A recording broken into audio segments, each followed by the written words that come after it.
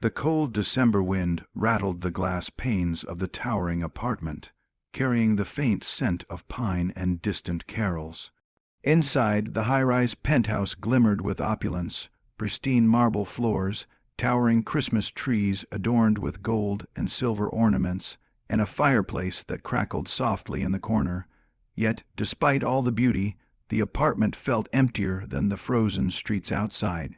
Evelyn Harper, a fiercely independent CEO, sat alone on her velvet sofa, swirling the last drops of her expensive wine. Every Christmas, without fail, she spent it in solitude. Success had given her wealth beyond imagination, but it had stolen the warmth of shared laughter, the gentle chaos of family, and the comfort of someone waiting for her. As snowflakes danced against the night sky, Evelyn allowed herself a rare moment of reflection. The silence was deafening, and the weight of another lonely holiday pressed heavily on her chest.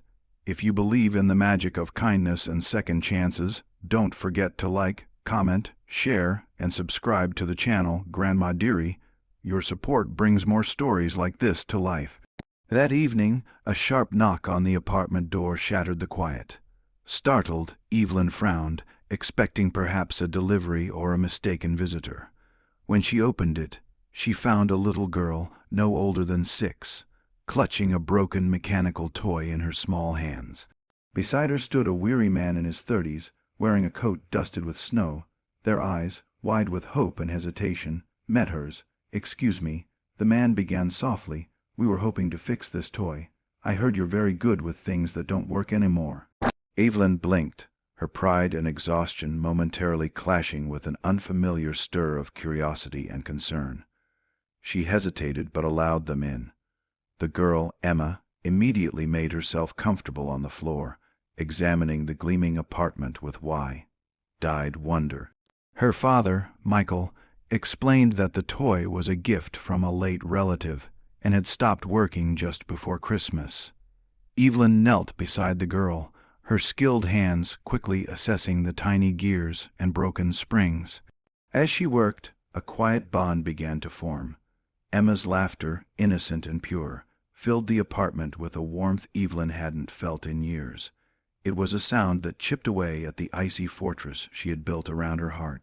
As minutes turned into hours, Evelyn found herself sharing stories with Michael and Emma. Stories of her childhood Christmases, long lost to ambition and board meetings, and of her parents who had passed when she was young. Michael listened intently, his own eyes reflecting gratitude and a depth of emotion she hadn't anticipated.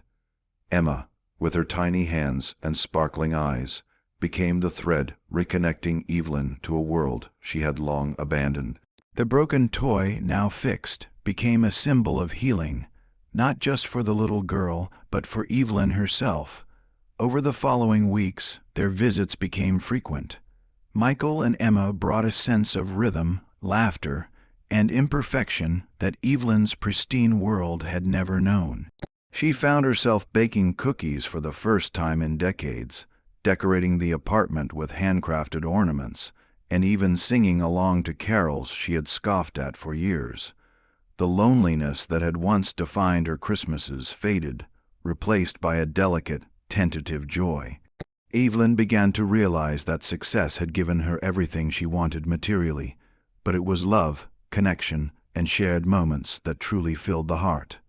One snowy Christmas Eve, Michael knocked on her door again, this time carrying a small, modest tree. Emma insisted they decorate it together, hanging tiny, imperfect ornaments. Evelyn watched as the father and daughter transformed her penthouse into a cozy, magical haven. She felt an unfamiliar tightness in her throat, the kind only real emotion could bring.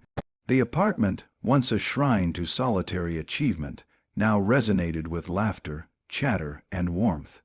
Evelyn understood, with a clarity that left her breathless, that the most valuable gifts were not bought. They were nurtured, shared, and cherished. The turning point came when Emma climbed onto Evelyn's lap, wrapping her tiny arms around her neck, and whispered, "I'm glad we found you." In that simple, heartfelt sentence, Evelyn felt a lifetime of loneliness lift. She realized that her heart had room for love, forgiveness, and joy, not just for herself, but for others willing to step into her world with open hearts. For the first time, she understood that Christmas was never about perfection, wealth, or appearances. It was about connection, compassion, and the courage to let someone in. As snow blanketed the city outside, Evelyn, Michael, and Emma sat together by the fireplace, sipping cocoa and sharing stories. The penthouse no longer felt like a cold fortress, but a home, alive with the spirit of togetherness. That Christmas, Evelyn discovered that even the most guarded hearts could be mended by simple acts of kindness, and that a broken toy, a little courage, and an unexpected visit could change lives forever. If this story touched your heart, please take a moment to like, comment, and share this video. Your engagement helps spread the message that kindness, connection, and second chances can transform even the loneliest of hearts. Before you go, leave a comment telling us about someone who unexpectedly brought joy into your life. Your stories inspire hope and remind us all of the power of human connection. Evelyn's life, once a solitary pattern of success and emptiness, had been forever changed by a little girl and her father. She learned that no matter how isolated we feel, there is always room for light, laughter, and love if only we allow it to enter. And that year, Christmas wasn't spent alone. It was spent with a heart full of warmth, gratitude, and the promise of new beginning.